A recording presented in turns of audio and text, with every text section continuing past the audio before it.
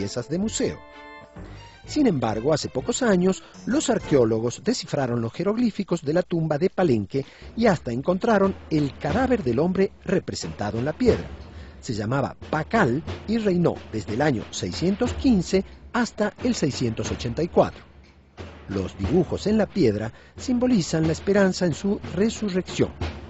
Y a pesar de las irrefutables evidencias científicas, aún hay quienes siguen afirmando que los mayas fueron literalmente de otro mundo.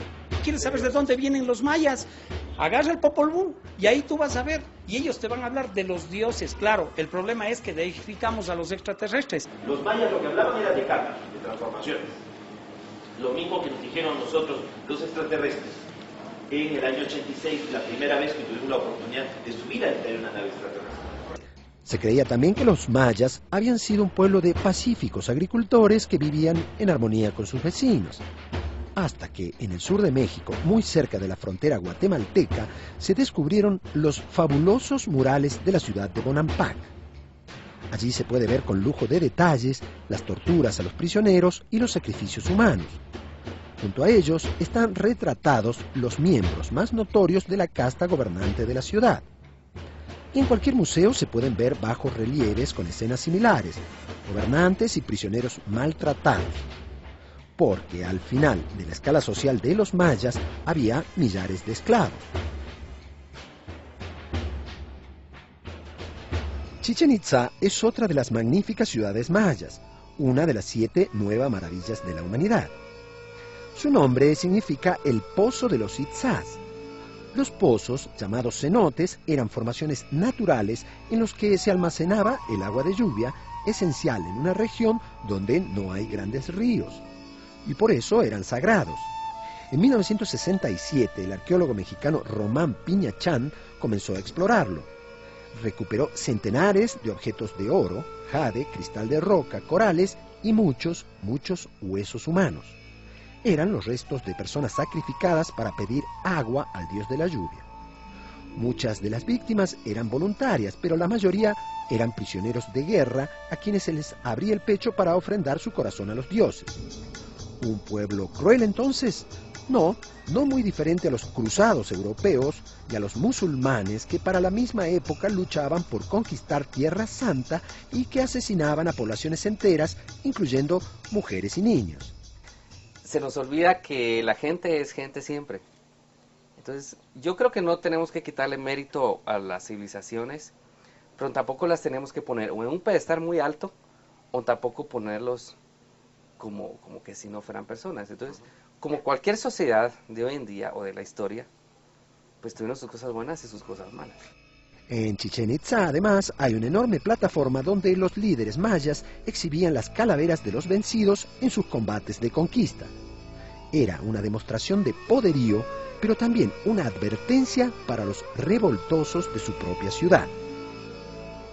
Como vieron, los mayas no eran amables y simpáticos hippies de la antigüedad, pero tampoco los seres crueles que pinta Mel Gibson en la película Apocalipto. Y además, no es cierto que los mayas vivieran en armonía con la naturaleza, porque la ciencia sostiene que la depredación fue una de las causas del abandono de sus ciudades, como veremos ahora. En Chichén Itzá, los arqueólogos encuentran cada vez más evidencias de que esta ciudad no fue abandonada pacíficamente y de manera misteriosa como se creía. Muchos de los edificios fueron incendiados hasta finales del siglo XIII, antes de la llegada de los españoles, tal vez por el ataque de otra ciudad o por una revolución, como sucedió en otras partes. Tikal fue abandonada mucho antes, en el siglo IX. Sorprendente para una ciudad en la que llegaron a vivir más de 100.000 personas. Si el éxito de una civilización se puede medir por la cantidad de gente que logra alimentarse, sobrevivir y reproducirse, sin duda que los mayas lo lograron. Pero paradójicamente su propio éxito los llevó a la ruina, porque el suelo selvático de esta región no alcanza para alimentar a demasiada gente, y es muy probable que a medida que crecía su población se deforestaran grandes extensiones para cultivos, pero sobre todo para honrar a su casta parásita.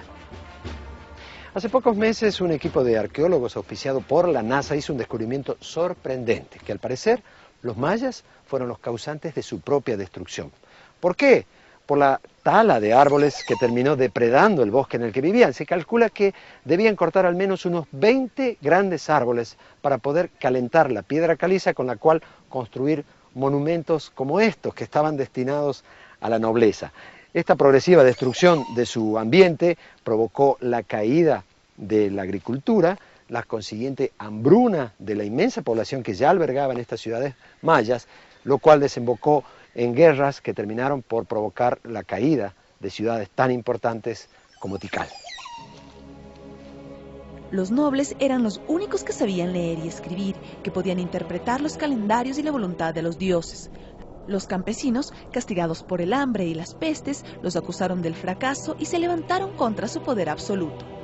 Las revueltas y guerras civiles se multiplicaron, el orden social colapsó. La decadencia de cada ciudad duró decenas y hasta cientos de años, y los edificios de piedra que eran de la nobleza se fueron abandonando uno tras otro. La élite no se fue en platillos voladores, como dicen los ufólogos. Muchos de ellos fueron asesinados. Algunos de sus cuerpos ya han sido hallados en las excavaciones. El pueblo raso, en cambio, sobrevivió y retornó a vivir en pequeñas aldeas en la selva. Hace solo 3 décadas, en los 80, también los campesinos mayas de Guatemala se rebelaron contra el poder, pero el final fue muy distinto. Una dictadura militar ejecutó un feroz genocidio que causó la muerte de al menos 150.000 indígenas. Hoy, ellos se están reagrupando y tratando de recuperar sus derechos, y para decirnos la verdad de estas profecías para el 2012, hablan algunos de sus principales dirigentes espirituales y políticos. Primero, un tema que sorprende a los abuelos y las abuelas que nunca han mencionado eso, ni en una conferencia, ni en ningún libro, ni siquiera en algún trabajo comunitario. Entonces, en primer lugar, cuando uno se entera de que hay un tema que se llama Fin del Mundo 2012, y uno dice, bueno, ¿y esto dónde ocurrió? ¿Dónde lo sacaron? No está escrito, porque para los mayas es un cambio de ciclo, es un cambio de era nada más. Muchos están hablando del fin del mundo y no significa eso. Y personas que no tienen fundamento ni conocimiento y están hablando lo que quieran y están escribiendo lo que quieran. Pienso que es una teoría eminentemente colonialista y racista, ¿verdad? Y que creo que por ahí en esas 2 palabras la utilizo. No. Ese no es trabajo de los mayas. ¿Quién hizo eso? ¿Quién se inventó eso? Ese no es trabajo del maya. Es saber que dónde viene ese trabajo de una persona para atacar a los mayas. Bueno, tienen toda la razón los mayas en estar enojados, porque hay otros vivísimos que se siguen aprovechando de este pueblo. Pues ahí está la verdad de los mayas sobre las supuestas profecías.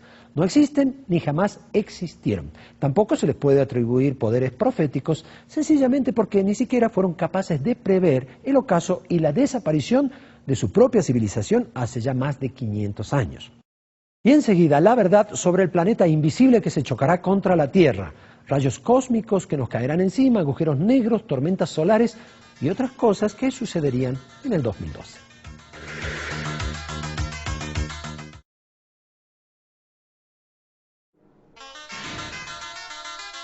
Se ha intentado confundir a la gente diciendo que los propios científicos ya han vaticinado que algo sucederá en el 2012, que anticipan tormentas solares o que confirmaron la llegada de rayos cósmicos. Esas son completas mentiras, como veremos ahora, y eso incluye una dura declaración de la propia NASA.